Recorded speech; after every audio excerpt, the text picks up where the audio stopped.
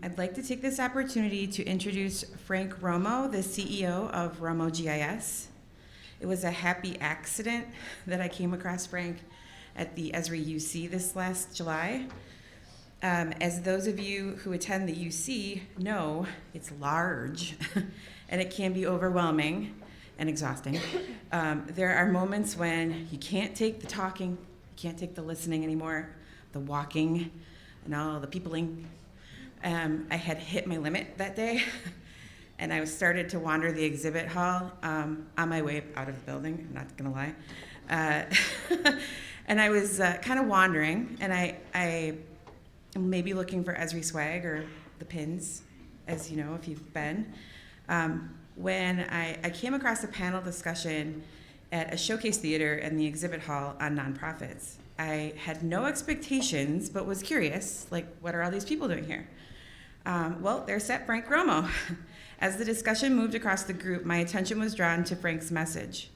Frank is many things. He's a community advocate for a cause, an innovative educator, a visionary leader, and he knows not only is GIS good, but GIS can be used to make things good. He is here today to share with us how his GIS for Good initiative is a commitment to using geospatial technologies to advance diversity, equity, and community impact in communities around the world. The initiative focuses on developing geospatial platforms that enhance community development, safety, and quality of life for all individuals. Please join me in welcoming Frank Romo.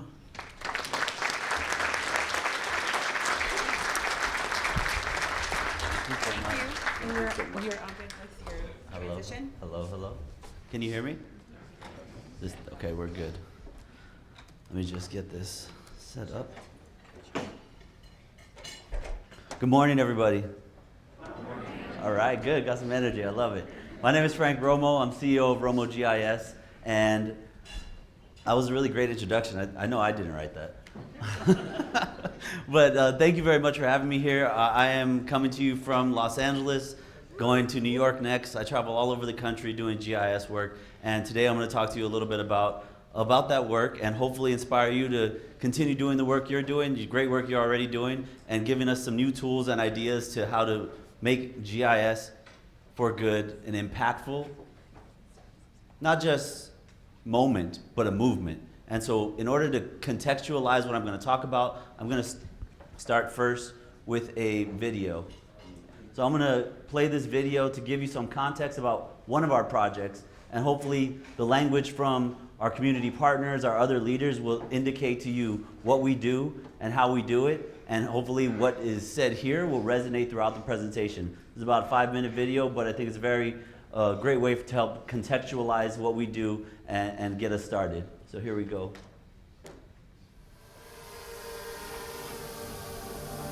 The GIS Pathways program here at Frederick Douglass Academy at Northern High School focuses on providing 9th through 12th grade students access to GIS, drone technologies, and coding capabilities to help them advance their careers and their lives. It offers not only structure, but also the tools necessary for students to be both career and college ready. Geographic Information Systems, or GIS, provides students a pathway to a particular career immediately out of high school. Our goal here is to set up these young men for success. We're looking to not just teach GIS, but all different parts of the geospatial industry. So last year we introduced the drone program that all the students love, teaching the students on what a drone is and how to operate it, the rules, regulations, and then obviously the next side is the mapping side.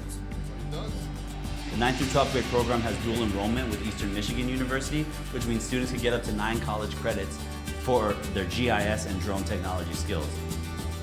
And they're going to leave with technological skills in GIS, GPS, drone pilot licensing, but more importantly, they're going to leave with leadership skills.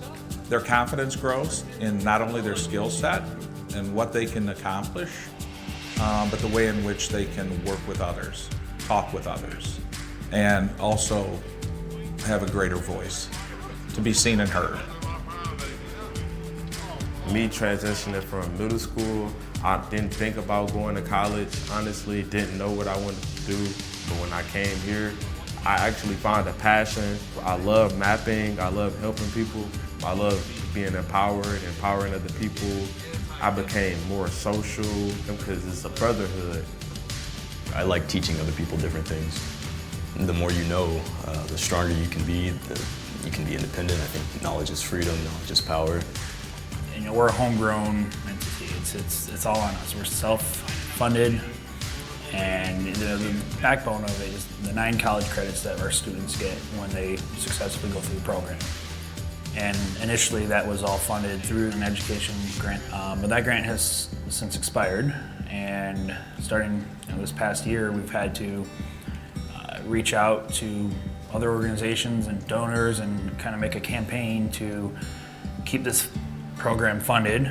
For $5,000 a year, you would take a group of 25 students approximately through graduation for a total investment of $15,000 and hopefully end up with a student that is ready to not only have voice, but to make change and give back. That's money well spent. The industry wants stuff like this because they see the need for more students of color to get involved, more underrepresented people to get involved. You know, technology is power, data is power, and what we're trying to do is provide access to that power through the skills that we're providing these students so they can matriculate themselves, their families, and hopefully the city of Detroit. When I first came to Frederick Douglass, we were an F school. Our grade in the school is F, and right now, and we're an A school, and I believe that the GIS program buttress our ascension. Our post-secondary enrollment rate increased tremendously. As far as retention, prior to the GIS program, I believe our post-secondary rate increased like 30%. My hope for myself, honestly, to get to college, graduate, get my degree, because I would be a second-generation college student. My hope is to elevate my career and make myself and the community better. My hope is to go to college. I'm interested in business and technology. My hope for myself is that I work with Ford in either civil engineering or mechanical engineering. I do want to do a minor in GIS when I go to college.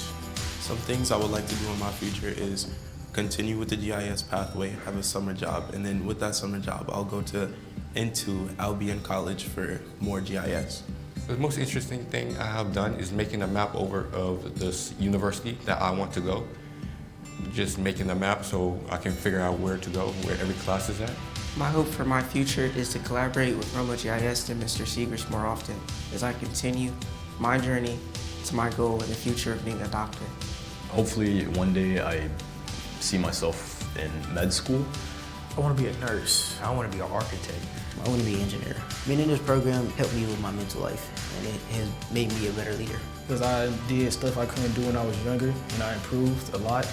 It helps me too, for me to be a successful young man in the future. Because when I first came here, I wasn't really social, but it really helped me to reach out to more people. And I've learned how to communicate.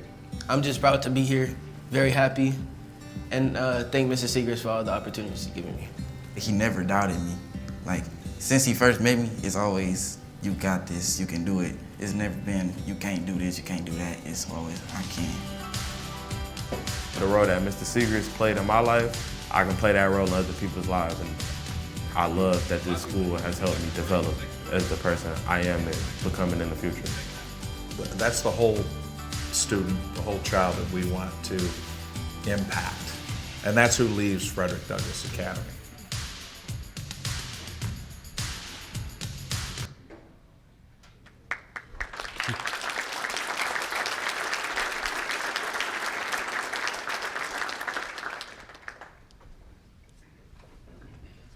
Hello, can you hear me? Thank you very much. I appreciate that, and I will resonate all of that applause back to everybody there, because as you'll hear me talk about this through this keynote, it's not just me, it's not RomoGIS, it's not one organization, it takes a village, and all of us working together is what makes that possible. And a big shout out to EOS. They were one of the funders who helped come in and support our program. They were the ones who helped build that video for us, and we have a variety of different partners who make this possible. And all across the country, it's the same thing. It isn't one person, it isn't one organization. It is about how we build community and build with one another to make this movement great and to make each other great. So again, a little bit about myself. I'm from Los Angeles, California. I have a background as a community organizer, educator, and a social entrepreneur. We focus on community impact. Down here, that's me down in New Orleans after Hurricane Katrina. Back when I was, in high school, this was in Chincha, Peru, doing work after an earthquake. So I've done a lot of emergency management work just by default by being a community organizer, which meant that when things were going wrong, whether that was in New Orleans or when I was studying GIS at Columbia during Hurricane Sandy, when the community is in need, there's an immediate response that is needed. And sometimes it's not the government, it's not the private organization. Sometimes it's just your neighbor. Sometimes it's just your cousin who's going to be there to help support you and be there to help reinforce those networks and build those connections. And so for me, being a community organizer really comes down to people. It's about people, processes, and technologies. That's great. Those last two, processes and technologies, fantastic. But as we say at RomoGIS, it always starts with the people. Because no matter what you're doing, if you're building a database, you're building a map, you're sharing, you're building a server, no matter what it is, there's somebody on the other side that is building that with you, that is helping you to get your job done. And again, for us, it's not about the technology or the processes. Those are things that help us improve. But one of the mottos at RomoGIS is that we focus on improving people, processes, and technologies with a focus on the people, because that is the heart and soul of it. And it's those relationships that help you build stronger and better.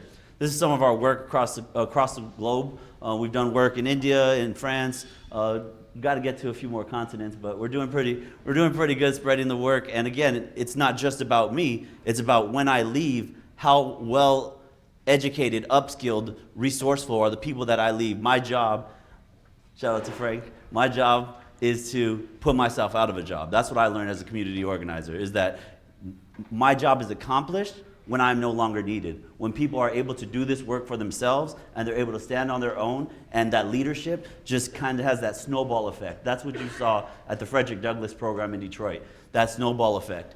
And so one of the reasons why I do GIS is because as a community organizer, I've been in so many rooms where I've seen communities, residents lack that access to power and lack that resource to make a difference. And I don't want people to be limited by the skills that they have. So by providing opportunity to upskill, provide resources, training, whatever it may be, we focus on pushing people one step forward so they can make that impact in their community. So for me, GIS is about power, and this is a quote that I say often, is that power limits access to data because data is powerful. We know that data is powerful. You heard Keith say it, the young man, I love it. That's why I wanted to play that for you at the beginning, because it really helps contextualize what I'm saying up here when Chad Segrist, the teacher, was saying it, when Keith Anthony was saying it, when DeAnthony was saying it, when all those young men are resonating, saying the same thing, you know that it's not just a talking point. It's within the culture. It's what we've built there. And everywhere we go, that's what we try to build. This is one of our projects working in the Bronx. Tomorrow, I will be in the Bronx training high school students there and in the program that we started there. So when I was organizing, one of our mottos was educate, organize, and mobilize. First, you have to educate. Educate the community, educate yourself about what the community's needs are. Educate yourself about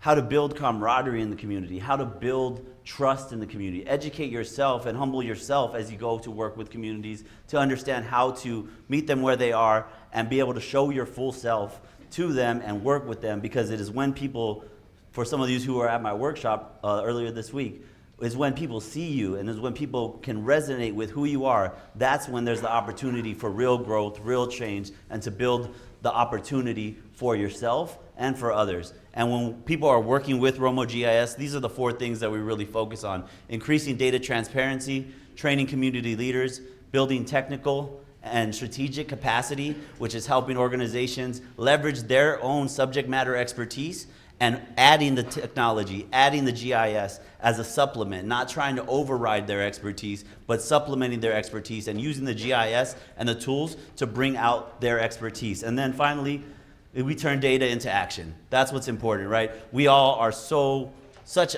a massive amount of brain power in this room, such a massive amount of willpower in this room. If we were all able to do one mentorship, one training, one support for one group or one organization, one student, imagine the impact that we can have all over the world. Here in Wisconsin, and when it starts here, it then starts to ripple out, because the students, the community leaders that you work with, they don't just stop at the classroom. They take that leadership home with them. They bring that leadership to their communities. And now that is something that is this endogenous growth that just continues to grow and grow and build and build.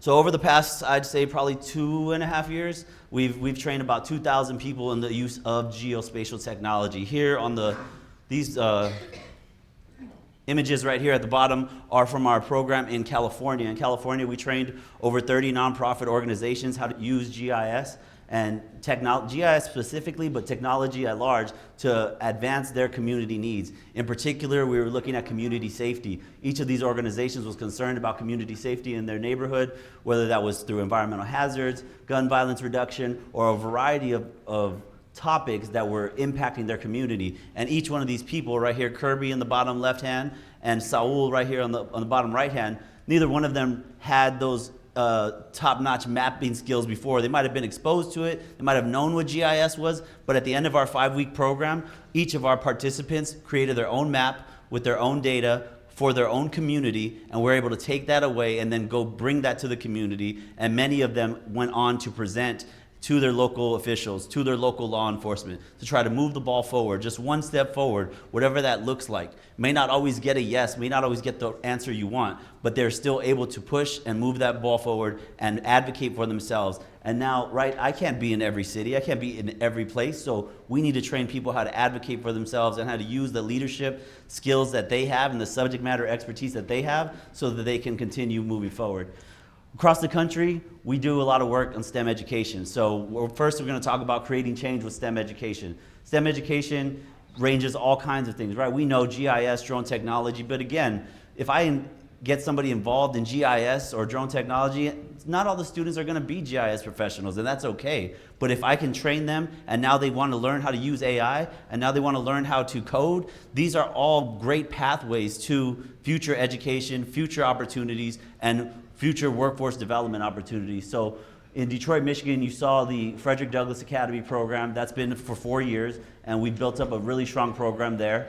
In the Bronx, New York, we've been working with community leaders. This is Alex. She's one of the community leaders in the Bronx, a Bronx historian, and we're working with students, high school students and elementary school students, to teach them how to use geospatial technology. And then in Nashville, Tennessee, I'm working with an AP geography teacher named Clay, and he has done an amazing job of supporting his students year in and year out with his AP geography course. And we got connected through some of my partners. And since then, we've ran a 5-week program in Tennessee as well, where students were able to use GIS for good and create maps and applications that were relevant and important to them.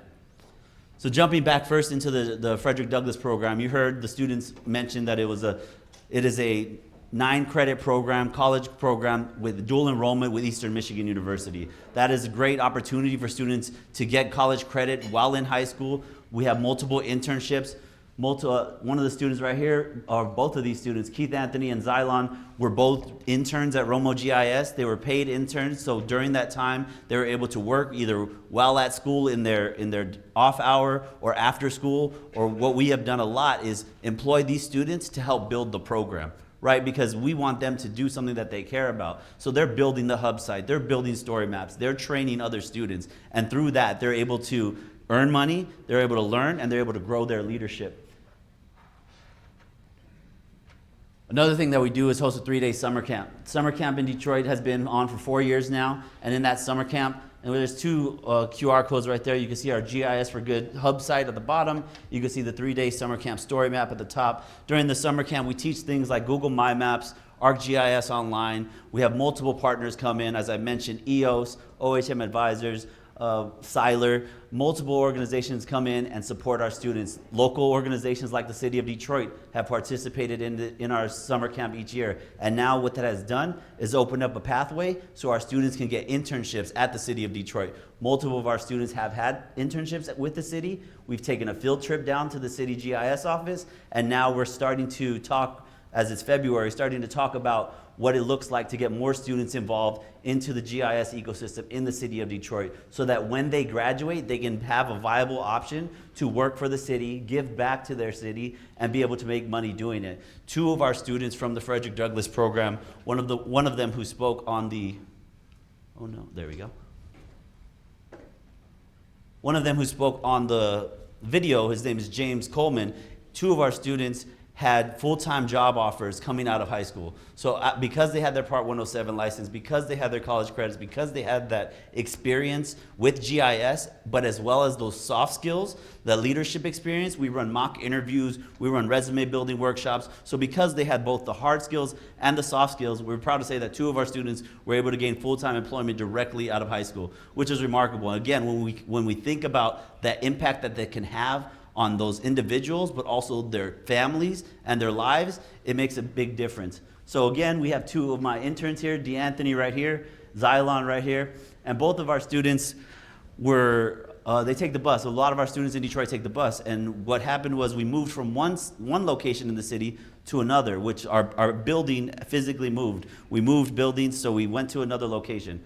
Xylon and DeAnthony were talking to me one day and talked about how they were taking the bus, they fell asleep, their phones died, and they were in downtown Detroit, and they're like, this is not where we're supposed to be. Like, it was fine. They were like, I never knew the city was so beautiful at night. This is amazing. But they were like, I know my mom's worried about me. I'm not sure how to get back home. And so with that experience, right, they had an experience, and because they were leaders, they recognized that some of the other students might be having a similar experience. So what did they do? They built a web application. We helped them geocode with some obfuscation where some of the students lived, and then with that they overlaid some of the bus routes, and we were able to create an online application that the students then used to identify which bus routes were the most frequently running and which bus routes they could take to get to the new school location. This is a perfect example of how these young men took on their own leadership initiative to help the community, and you heard them talk about that, how they were interested in helping the community, how they were interested in giving back. This is a very successful operation, and one thing I like to point out is that these data layers and maybe this kind of application sat on the City Open Data Portal. It wasn't for a lack of data, it was about how you get the data to the audience, because they knew that their students access most of their information on mobile. So when we were designing, they built this application so it would be mobile ready, and they were able to share it with their fellow classmates. And by sharing it with their fellow classmates, the fellow classmates were more incentivized to use it than they would have used a regular application on the city website. Again, there I just want to point out how it's important to know your audience and important to understand how they access data, because that is a real key to communicating to them what needs to be communicated. And then finally, when we talk about professional development, personal development, economic development, one of the things I want to point out is this.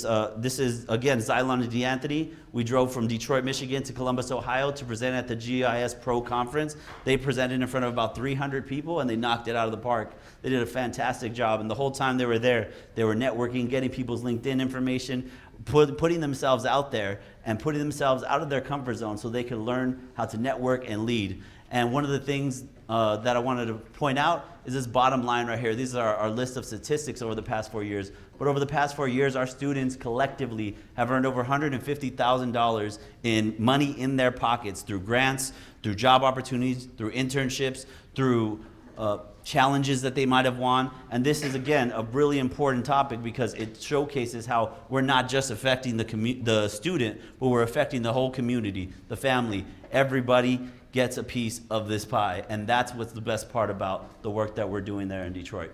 As we move on, I didn't have an image for this, but because we're still kickstarting this program, but a program in Salinas, California. Salinas, California is a rural area, and we're working with the Monterey County Public Health Department. And with that public health department, we had students identifying safe routes to school and healthy spaces, because there were a lot of places where students felt unsafe. And this is not something that's uncommon. I've heard this in multiple cities that we work in, that students don't have those kind of third spaces where they can hang out, where they can go and feel safe and build community. And so multiple students acknowledge that they didn't really like to hang out at the parks or other places because of some safety concerns.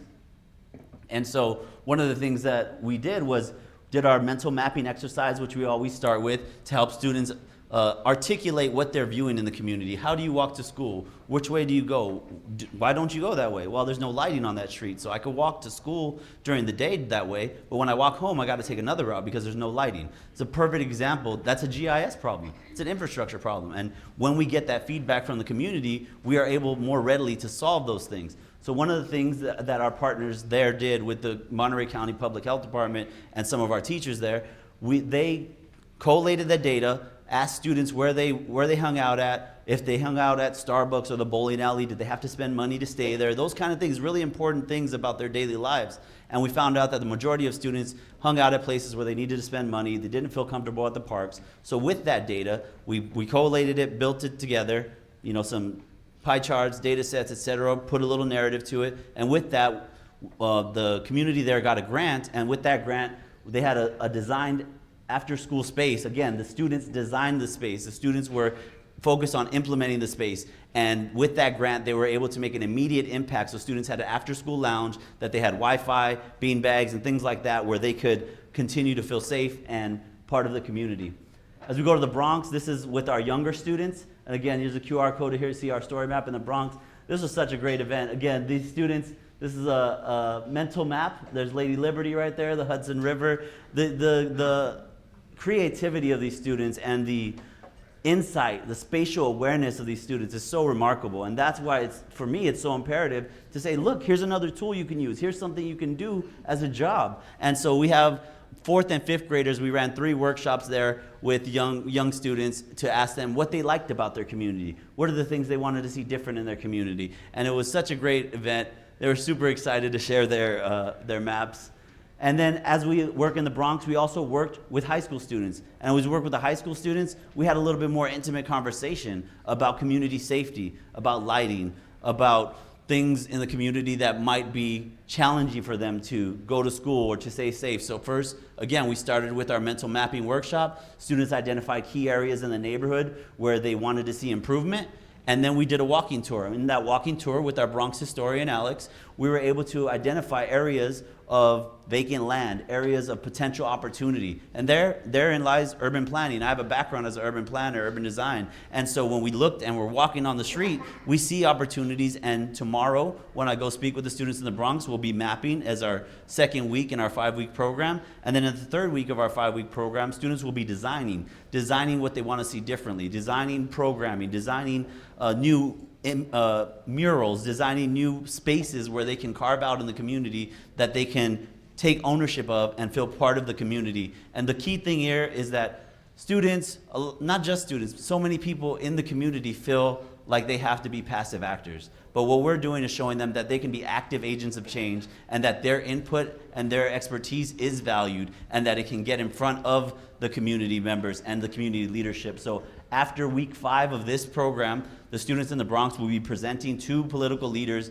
They'll be presenting to the Bronx Borough President and multiple neighborhood leaders to tell them what it is that they want to see different in their community. So you could call it participatory mapping, you could call it urban planning, you could call it whatever it is. I call it community change. This is what we're doing. We're focused on building up people so that they have the voice, as you heard Chad say in the FDA program, they have the voice and the confidence to express themselves and be able to make that change.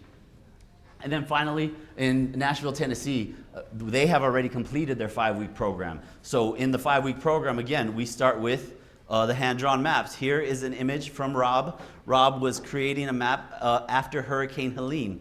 And you can see, this is just a fantastic map. We have a legend up here. We have the states demarcated, major cities in a few states. He has another kind of legend up here identifying where some of the impact was on the eastern side of Tennessee, on the western side of North Carolina. And then Jessica here was really interested in building a map, and here's her story map that she presented on GIS Day about deforestation in the rainforest. And so again, what I always tell students, we can map anything, but the thing that's gonna go over the best is the thing that you care about. What are you passionate about? What do you want to see different? What is the thing that you want to map? Because when you map something you're passionate about, when you bring that energy, that perspective, and that subject matter expertise, that is how you get through to people. That is how you're able to communicate better to people, through that passion and through that expertise.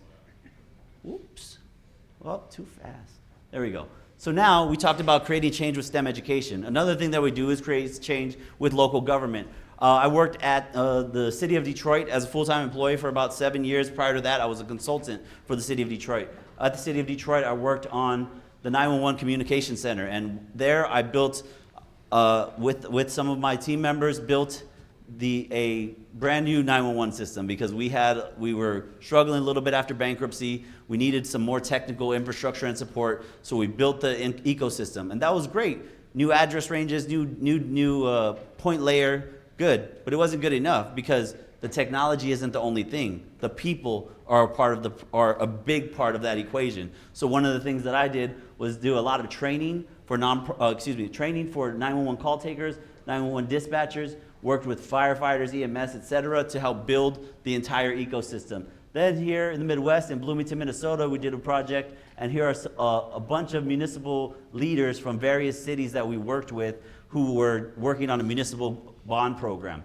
So again, just to focus, that's me, even if you don't believe it. There you go. That's me in the 911 center. And then that's us with a vendor and some of our 911 chief right there, as well as our fire department. So again, we focused on improving public safety, but it really was about this cross collaboration between departments. And I remember I used to be at the city of Detroit, and I used to get up from my machine and go to the 911 floor, go to the 7th floor to go talk to the fire chiefs or the police chiefs. And folks would look at me like, where are you going? Why are you always leaving? I said, well, because I got to go talk to people. I got to go listen to what they have to say, because the GIS isn't the only part of the job. Being able to talk to people, being able to listen to people, being able to understand what their needs are is a big part of that. So that was one of the things that I really helped drive at the city of Detroit, is how do we make better communication with the IT department, with the police department, with the 911 floor? Because too often times, as a lot of you probably know, there's a lot of these silos, and the only way they're going to be broken down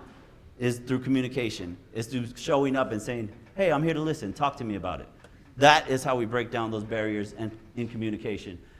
And then here again, with 4 municipalities, we worked on a municipal bond investment program. So it was a pilot program where there was government-funded bonds, there were government municipal bonds to deploy infrastructure. And a lot of times from leaders in the city, we heard, well, we have all this money to deploy, but we don't know where to put it. And I said, great, GIS. We can use GIS to do that. And so we have Bloomington here, we have St. Paul, Minnesota here, and we have the city of Atlanta here. Each of these, in St. Paul, Minnesota, and in Atlanta, we're both green infrastructure projects. And in the green infrastructure project in St. Paul, Minnesota, we brought in key information such as tree canopy data, such as asthma rates, and we identified which areas were the most important, greatest need, and where the city could get the greatest ROI on their investment. Because of course, when you have all that bond funding, we want to see it go to work. Citizens want to see it go to work, but we also want to make it that it's the highest and best use. So in working with that, I worked with a lot of different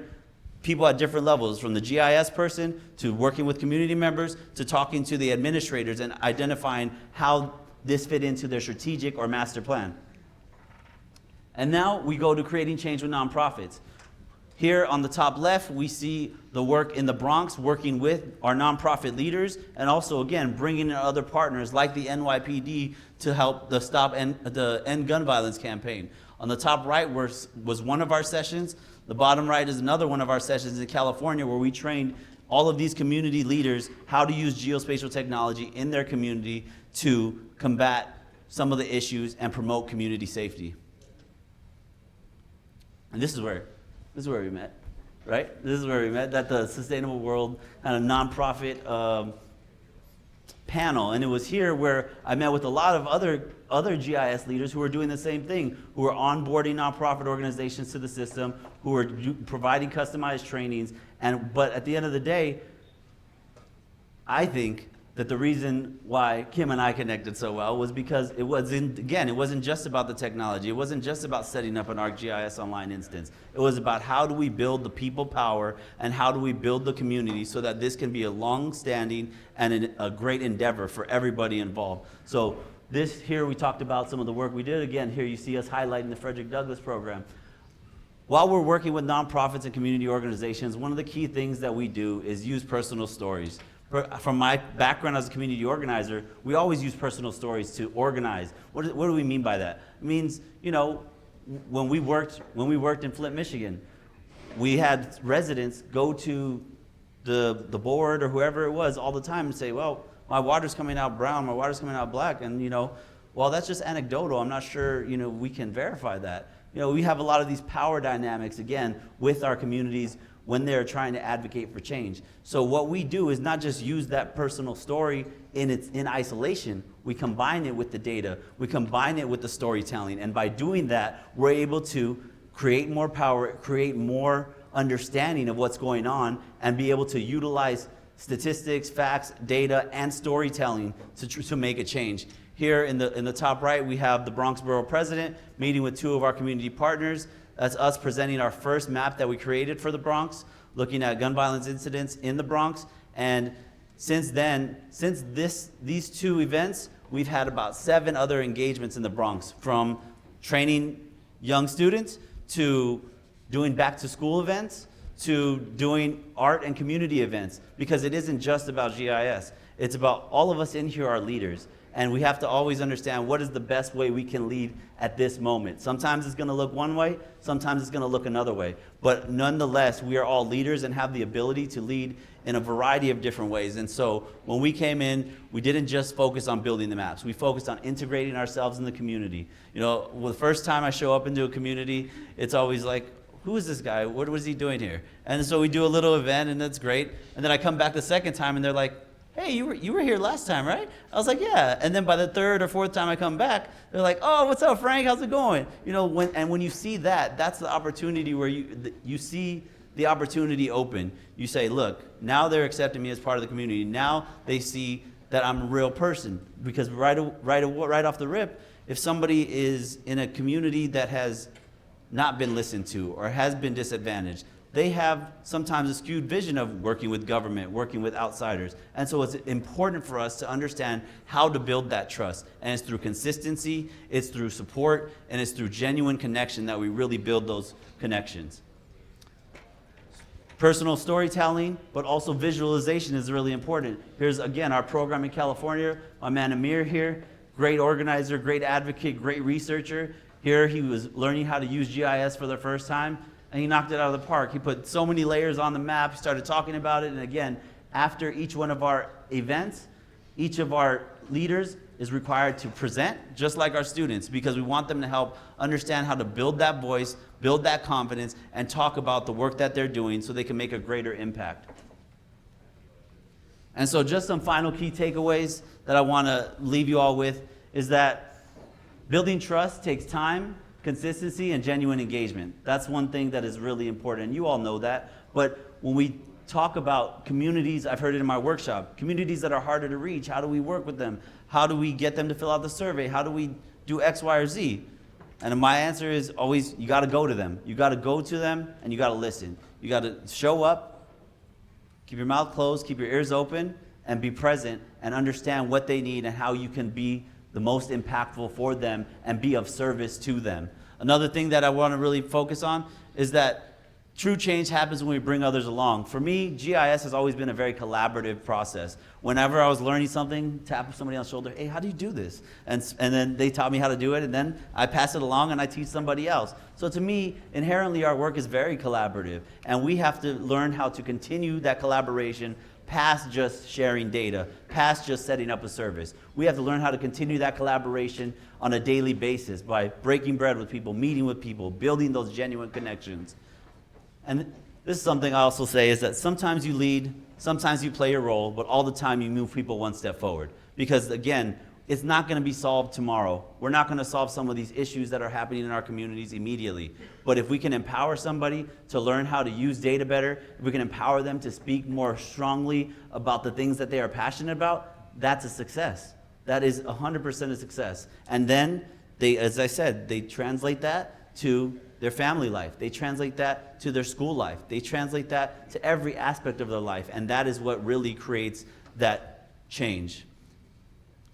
And what you've heard from me a few times today is that data alone is not enough. We must move towards action. You know, one of the things I did recently was present at a geospatial risk conference. And everybody's talking about, and I did some work on the LA County wildfires, and everybody's talking about risk and management and insurance and et cetera. And one of the things I said there was that we can't just look at risk. We have to move towards action. We can't just look at data. We have to move towards action. These are all tools to help us create change. These are all tools to help us create action. These are all tools to help us create better leaders. These are all tools to help create economic development. These are all tools that we can use for a plethora of opportunities. So my question to you is, how will you use GIS to create a lasting impact here in Wisconsin and far beyond here throughout the world? My name is Frank Romo, and if you want to follow me, please go right ahead there. And remember, educate, organize, mobilize, and always move people one step forward. Thank you very much for your time.